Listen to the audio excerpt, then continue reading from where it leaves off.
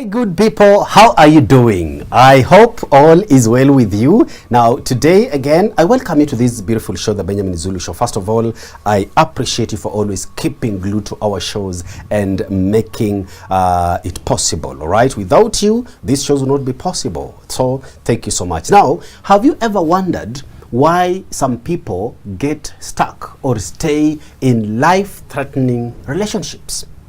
It may seem obvious that once a relationship turns to be a life-threatening affair, one should walk out. But to some, it is not that obvious. And that is why today on this show, Benjamin is going to give you reasons why people stay in life-threatening relationships. Do you know some of those people, or you are the one? Hey, Benjamin. Hey, and you know, when we talk about life-threatening, I want you to know that nobody believes that their partner can kill them. Just imagine that. Yeah. If people believed it, they would take off. True. So people stay because of one, false hope that they can change things. Number two, they stay because their partner, you know, they keep telling you if you can do this thing differently. Abusive people have mastered the art of making the victim think it is their conduct that attracts the kind of reaction. Yes. And over time, the victim believes it. Now, let me characterize a victim for you so that you don't begin to think it is these weak people. When we hear victims of abuse, we imagine a frail person who has no hope on earth. Yeah. Who's being sustained. Let me characterize another victim that people have not discussed. And I want to take, we have around, now in our public space is saturated with chilling stories of murder, man. Yeah. Of crimes of passion, of abuse, man. And whenever it happens, we all retreat back to our cages wondering who is next. Yeah. You know, does this have to go on? But do you know, at the back of our minds, we always think it is out there. I told you they stay because of false hope. Number two, I want to tell you that they are being made to believe that it is their fault, that they attract this kind of treatment. So because hope works this way, hope wants to say that things will get things better in future and that I have control over what is going on. Yeah. So because if you were to believe that this person is mistreating me because that's who they are, now there is no hope. You just have to check out. But it's like people are addicted to maintaining marriage, to maintaining the status of being in a marriage, you know, because I'll come to that point, society has to blame.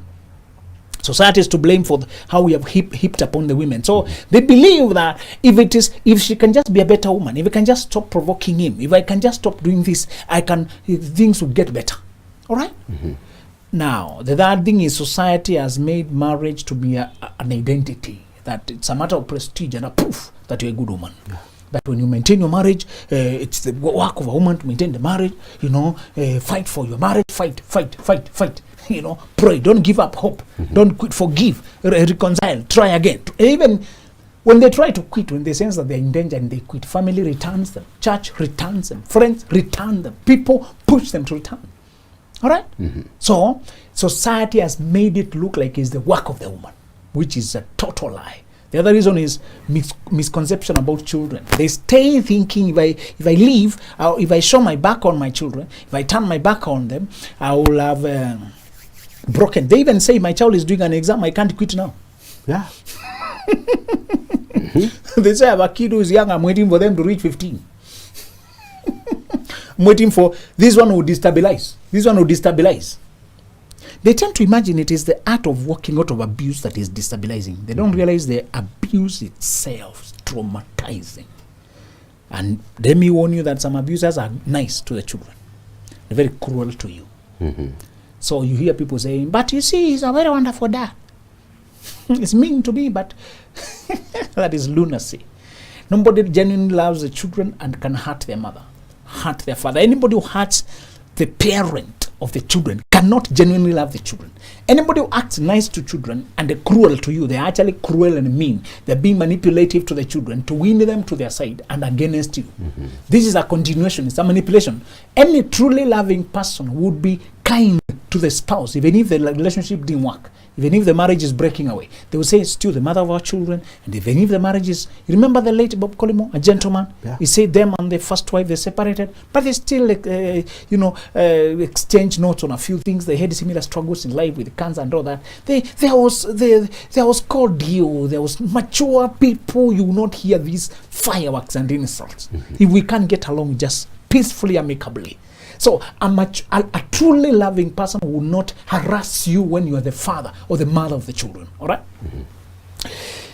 Now, you tell me why they don't leave. I've told you why they stay. Yeah. It comes a point, revision. They stay because they maintain hope. That there will be change. Yeah. And if they leave, they have given up hope. The real truth is that there's a difference between true hope and false hope. False hope is when you yourself, you're promising the change, and the one who is supposed to change is not committed to change. If you forgive and reconcile and keep coming back thinking, I gave chances upon chances. Can you tell women to stop telling me I forgave 10 times? For 10 years I put up with the issues, so insult me, I kept forgiving because of the children. Stop typing nonsense here. Bramwell, if you overlook things to a person who is not sorry or committed to change, that's not forgiveness, that's condoning. Yeah. Bramwell, yeah. Can we please? I don't know why adults are talking nonsense. You're saying you forgave a person who is not even sorry, who is insulting you to your face. He's sleeping with anything in his skirt. I kept forgiving because of children. I don't read past that. Can you please wake up? You are sleep talking. You risk diseases, depression. You risk short-lived.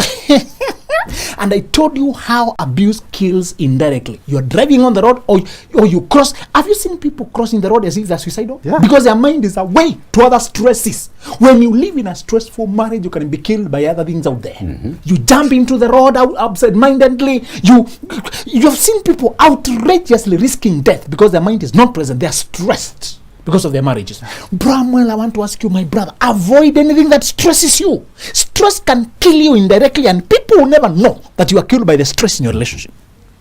People will not even know it. They will know it was an accident, unfortunate. Very true. Stress can expose you to other things that people never even relate. And you're gone. So, don't say I forget. Forgiveness is only valid, it's only meaningful when the sinner is on their knees. When the sinner is willing to change. God is full of love and forgiveness himself. But does he forgive until you say sorry? If you have no attitude of asking for, what's the point of forgiving? If the person is not even ready to change anything.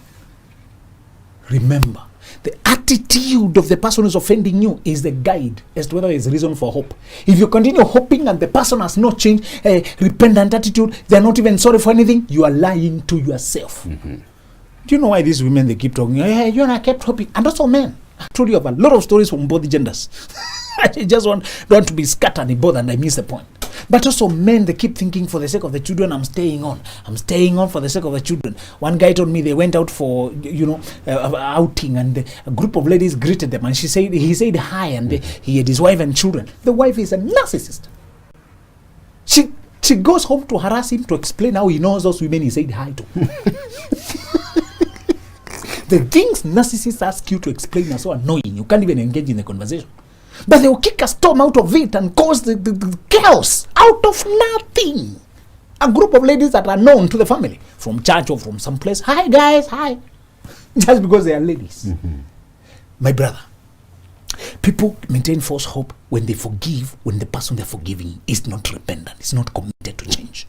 When you continue staying, when nobody is committing to change, you are condoning. And the reason they stay is fear. It's not forgiveness. Fear and timidity, and they are afraid of stepping out on their own. And I told you that these women who, instead of jumping, instead of developing themselves, they skip a stage to rush to marriage. They are hopeless. They're making the situation worse. They'll have to get out with 3 kids when they have no job. Now, what do I do? I'm here with your children. Neither do I know they're not my children. Excuse me. Brahman, some situations are too dire. You must not risk them. Don't risk being stranded with children and you can't feed them. Yeah. Never risk that. Risk many things, but not that one. Never. So, They stay because they think they'll be quitting, or their faith, they're praying. God has given people free will. And as you pray for them to change their minds, please remove yourself in the picture. As God does the Saul to Paul conversion, you should be safely away. God can strike Saul and force him to change. But while waiting that to happen, he may never do it. Yes. We are praying. Pray from far. You realize when a person threatens you, Brahman normal people never say I can kill you. The word killing never comes out of normal people. Yeah. Anybody who uses the word I can kill you, they can actually do it. It is in their mind. Okay? Yeah. The moment, and the person who has that kind of temper that they can bang things, break this, throw this. Anybody who has the ability. That guy told me the wife ignited the gas, let out gas, so for the gas to be full in the house, then she ignites. He ran and switched. And I'm asking him, man, what are you doing, such a woman, man? You'll be killed, boy. So people stay because they say, if I leave, my children will be confused. Brahman is supposed to always work out on our abusive relationships to show our children how to protect themselves, how to stand up for their well-being, how to stand up to abusers, how to not stay until they are killed. That act of walking out from abuse shows them how life operates. If you stay when you're being abused, you are showing them that love and abuse coexist. And if you continue showing them that their father still loves you, your mother still loves you, they will grow to equate that a person who beats me up or insults me still loves me. You showed them an example that they can't disentangle from, and they may turn up in relationships and marriages that have both abuse, and they think because the person loves me and still abuses me, you're setting an example of confusion that they might never disentangle from. People stay because they think it's children. Now, why don't they leave? Once they know I'm supposed to leave, they procrastinate because of the following reasons. Many people today listening, they know they should leave. They know. Many people have made up their minds. Oh, yeah, this is not working. But they still don't leave. And when you talk, they tell you, yeah, I know I should leave. People wait because they're waiting to be perfectly ready with money. Yeah. People are waiting for finances. I'm waiting to get a job. I'm waiting to save up. I'm waiting to my job to pick up, my business to pick up. I wanted to find a better job. I wanted. So people are waiting for money. Number two, people are waiting for closure. Yes. The unfortunate circumstance where our athlete was killed, it is said that she had made up her mind to leave, and she was going for her belongings. Yeah. Want people to stop waiting for closure or the last meeting or last conversation. Did I tell you to stop these family meetings? Don't gather clans to discuss your marriage. Yes. Brahma, I don't want that childishness on you.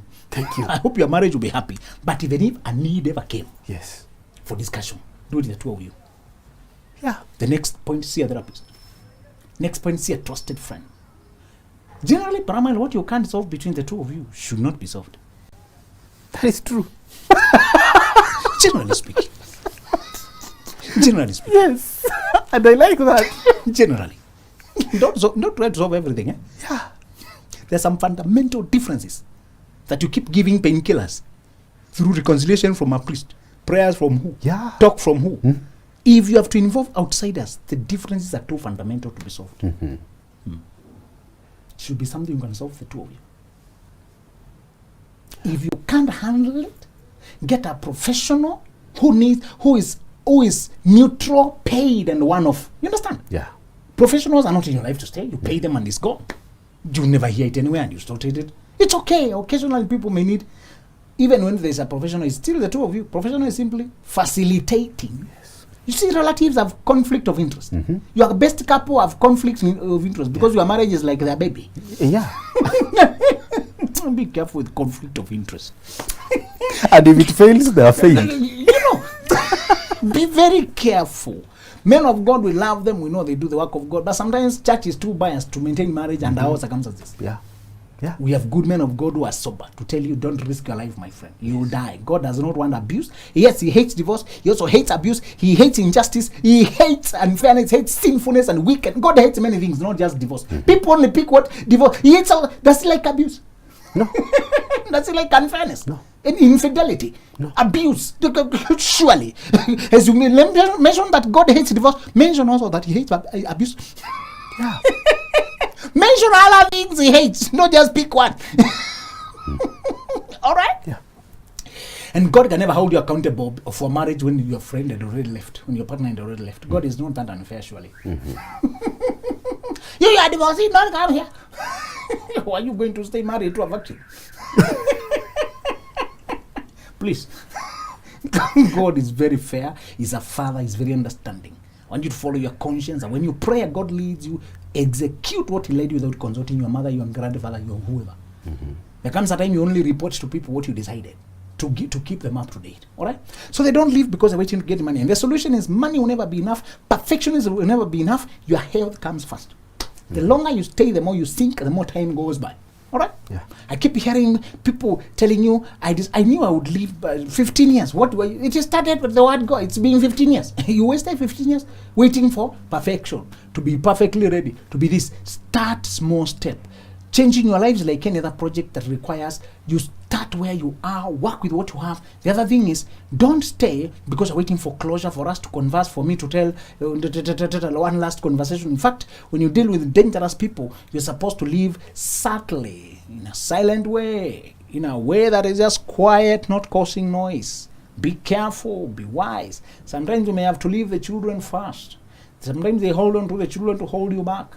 Go somewhere and prepare safe haven for the children. When the circumstances become right, they will have another home. They will have another place they can come for safety. If you continue staying here, you're giving them no option because both parents are here. But if you go over there, make a happy house, Bramwell, sit there quietly. Now, after some while, you children have an option.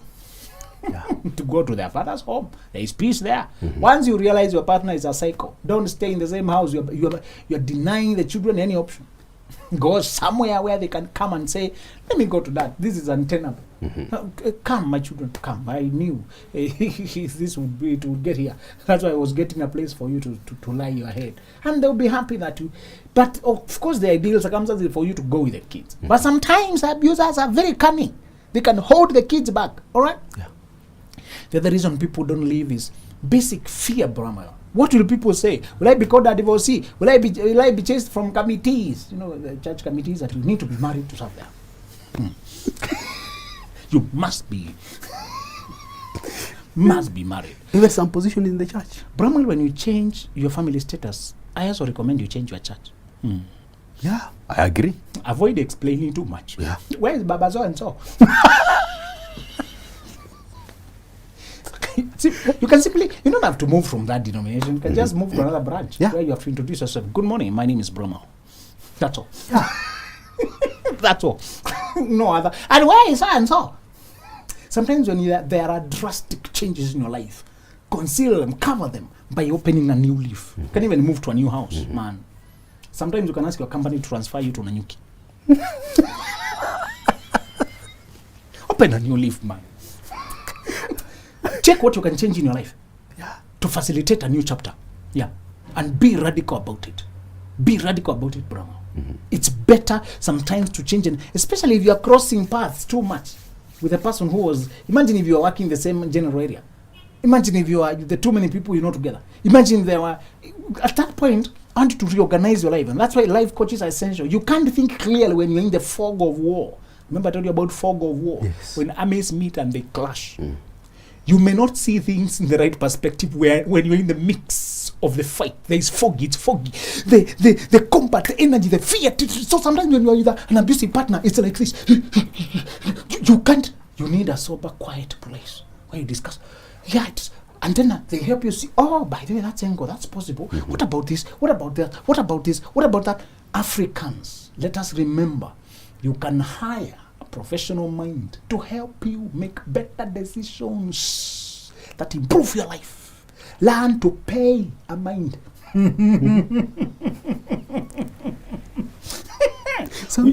are used to pay doctors for injection, to pay for dentist. These things, many things we are prepared to invest in. But when it comes to sound decisions, that is even more critical. When I finished my law degree, I needed a life coach to help me find myself. I couldn't find one. We only have motivational speakers who have written books about 4 C's of success, 3 P's of how to make it, quotes, they Google quotes. Students, write this quote. One reason I became what I am today is for the frustration of the lack of an expert to help people plan their lives. Yeah. Think sober thoughts, man. We did not have anybody who specialized. People are doing it as a side thing. They are a manager somewhere, but by the side, they also psych up people. Big hype.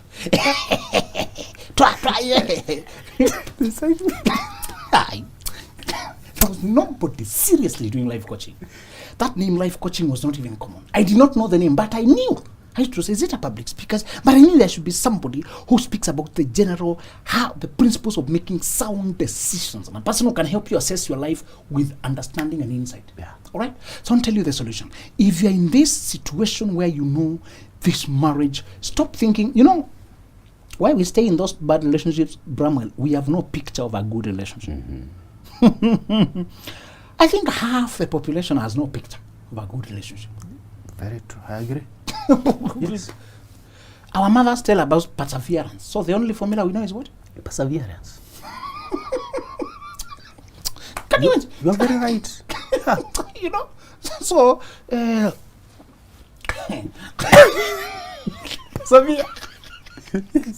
so that's all we know. That's all we know.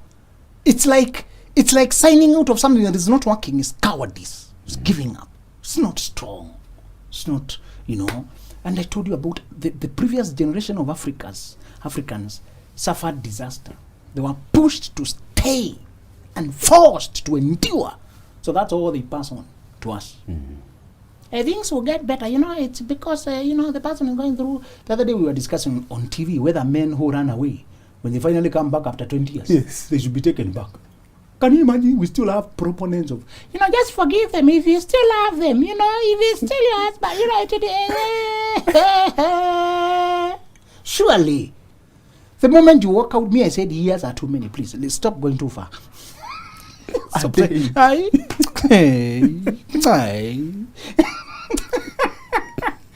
yes. My friends, be serious. Yes. You think you can walk out on me and I'm still here for years? Imagine. No. Maybe a stone. If you let a stone and put it somewhere, the moment you would desert, even low, deserting, yes, walking out on. And it's not how many years. It's the fact that you disregarded me and went on with your life. I had no option but to go on with my own life. So what we are saying is, tell people that it's not cowardice, it's actually strength, it's courage, it's boldness to step out and start a happier life. Remember, the goal is not to remain married, the goal is to remain happy, to live your life in a meaningful manner. If the marriage is making you stressful, it is risking you to death, it is making your life unfruitful. You can't be creative, you can't even function anywhere when you're stressed. Remember that? Yeah. But I don't minimize that. Yeah. Tell our people, stress makes you live half life, half dead. You're not even fully aware.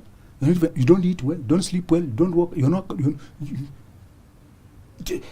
Sometimes thieves snatch your phone when you're absent-minded. Yeah. You're vulnerable to theft. You're vulnerable to anything. The moment you are not just, the first time you snatched, I was in a matatu and the window is open and I've not realized we have gotten to the risky places. That the vehicle is no longer on highway. Yes. It has diverted to a town, to a market that is crowded. Those crowds always tell you snatchers could be around. Mm-hmm. But because you're on earphones, you're in your own world. Remember, brother, warn our people that there's nothing courageous. There's no trophies for suffering. Mm-hmm. When you realize that this thing is not working, it is now courage to change lanes quickly. Yes. Right, and I like that. Courage to change lanes quickly. Benjamin, let me begin with hope. And you've really explained very well why people stay. Because of hope. The false hope, you've explained that. Might it be that these people are continuing to feed their fantasies, hence overstaying in their fantasies? I like that. Fantasy is what you had dreamed about this person. Yeah. That you'll have such a wonderful marriage. When the reality came that they are not the faithful, stable, truthful, loving person, but they are mean, liars, dishonest, cruel, inactive, Once the reality dawns, you deny it. You decide not to see it. Continue imagining they're still the good person. If only I can love them more. If only I can do this. That's how you feed fantasies. There's a guy who texted me the other day, said, "Oh, my wife has been consuming your content. She developed this toxic feminism and left. Now I think you have won." I did not reply because I don't talk to narcissists. I have no time for that. But do you see what he's saying? He had been abusing this woman. He had been mistreating her. And she had been thinking, this is not right. She's trying to say, no, you're not supposed to spend days away. You're not supposed to be flirting with me. No, you're not supposed to be ignoring me. No, you're not supposed to expose me to abuse by you. No, you're not supposed to let me pay all the bill. No, this is not right. And he himself, he has been arguing, you're the one who is wrong. This is normal. These are men. And then finally we came around validating her, saying, no, marriage, we are supposed to do it both of us. None is a master. Okay? Yeah. You're not supposed to be disrespected. So when she found her voice validating, now she found strength to stand up for herself. That's what he's calling toxic femininity or whatever. Because now she's firm. Remember when you stand up for your boundaries, abusers call you crazy, call you pathological, call you violent, because they do not want you to stand up for yourself. Some of these abusive people don't want a partner, they wanted a puppet. They can put in a bottle and pull out when they want. For you to meet their needs and remain down there. Don't ask for anything. Don't demand for any standards. So it's true. This man does not want to wake up to the truth that could it be possible that there are things she has been saying and I ignored them and finally somebody gave her strength to stand up for herself? Or she waited until she could wait no longer. When you find a person who can't own up blame and say, yeah, I think I'm the one to blame, they must pass the blame on anybody. It means that person has no hope of change. So people can continue to feed their fantasies by refusing to own them, that they are on their own, or by refusing to accept this person is not who I thought they was. All right. Yeah. The courage to change the lens. It indeed is courageous. You need to be courageous to change the lens. Exactly. But you see, some people are too familiar with certain lens in life. And that is why they don't have the courage to change the lens. Benjamin, most people who are married and are stuck in these particular situations we are talking about don't just have the power or the courage for a fresh start. Brahma, change is traumatizing. It's scary. Change by itself, because it brings uncertainty and instability. People want stability and security and continuity. Yeah. So you need to have willpower, mental strength, to believe in yourself and attempt a new direction. That is why people postpone. Some did a big wedding and they think they'll disappoint a lot of people. The wedding was a promise that we will make it. The bigger the wedding, the bigger the shout. Watch us! Role models! Do the wedding that you can do, Brahma, but never let the wedding become a prison. Yeah. Okay? Yeah. The people who came to eat rice and to enjoy, that was for that time. You remain facing forward. If you find a storm ahead, don't walk through into it just because there are people watching behind you. In fact, those people who lack the courage, I always tell them this. Courage comes from two things. The right beliefs. Many of them are afraid because they believe they might collapse, they might not make it. Somebody has told them, even if you try, you can't make it without me. Wrong beliefs. You need to find the right beliefs by educating yourself, contact the right people to feed you the right knowledge, to rebalance you, to affirm your abilities. Number two, emotional strength. Emotional strength is that morale to carry it through. All right? Yeah.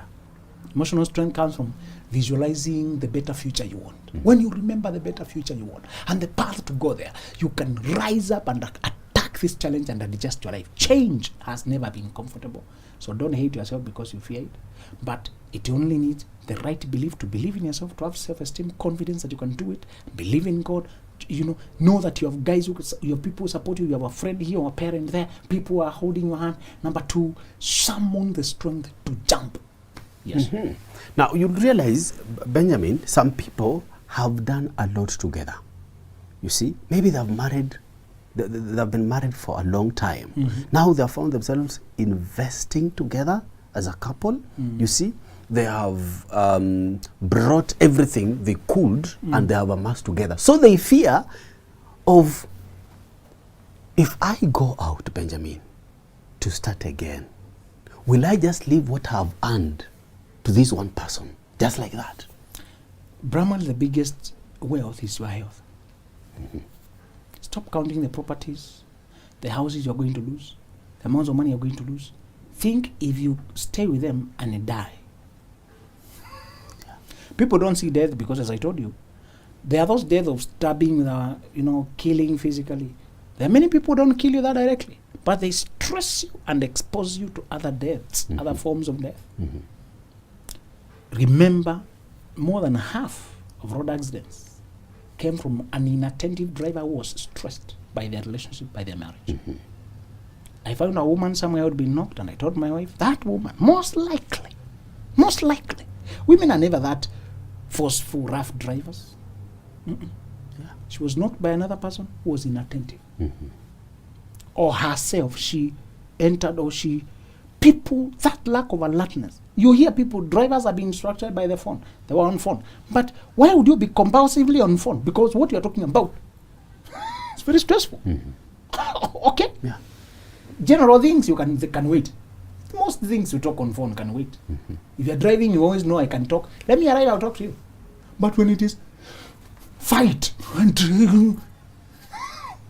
be very careful, brother. Why people say I'll stay until I can save my properties, but they forget that they can be risking their entire life for the properties. Better to get out there and see what you can salvage. Even if you can't salvage much, believe God and say, now I'm experienced. I can live, I can still amass again, I can build again. Even if I lose, but I have my life, I can still have peace. When you have peaceful mind, you can work even more and faster. Yes. Benjamin, you've said a statement that is so profound, and I once asked people this question, young ladies, to explain to me what an ideal, a good relationship looks like. Honestly, most of them were unable. Exactly. You see, and that's why I agreed with you on that particular point. Now, you realize that some people are married. The only better marriage they know is what they have lived with. You're right. Benjamin. They have not had a chance. Just the same way you say that if you are used to sitting under the shade of a tall tree, you'll never appreciate its height. Exactly. It only takes somebody who's on the outside to appreciate the height of a tree. You're right. Okay? So you realize that these people, the only good marriage they're used to is theirs. How then can they step out to realize some of the life-threatening statements, life-threatening issues that might make things worse at the end of the day? That's true. Some people's marriage are an improvement on their parents' marriage. It's quite an improvement. Their parents got an E, then they have a D minus. But it is too horrible. It is too way below the par. But being better than, and I know mom put up with the worst. Yeah. I know my dad put on with the worst. Mine is better. So lacking good standards and lacking to know what you deserve can make you stay with a very toxic relationship, toxic marriage, because after all, it's better than others I know. Them, they can be in peace for 2 years. The other guys who can't stay for 1 month. Yes. So they think they are better. So please stop that comparison. Know the right thing that you deserve.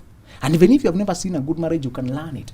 But we can't wait to be proving one increment after another, and then living in dysfunction. Only a dysfunction that is better than yours. Dysfunction that is better than you. Dysfunction, mine is not that worse. I'm hit, but I'm hit once in several years. Some people are beaten every day. Don't compare.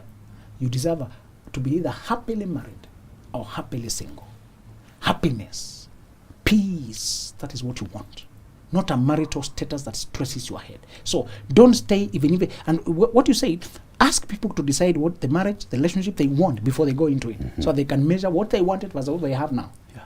Most people, before they get married, they have an idea of, I would like harmonious living, loving each other. But I want you to be very clear that you like peace, first of all.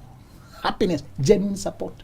We'll always have several frictions, no humanly, but not fundamental incompatibilities, mistreatment, character flaw, suspicions, stress, cries, tears. Those are not normal ups and downs. Those are incompatibilities and life-threatening conflicts. All right, there you have it, guys. You need to have the courage to change the lens. And that is why Benjamin is always here all the time just for you. Make the right choice and put in perspective your peace. Thank you for watching the Benjamin Zulu Show. Till next time.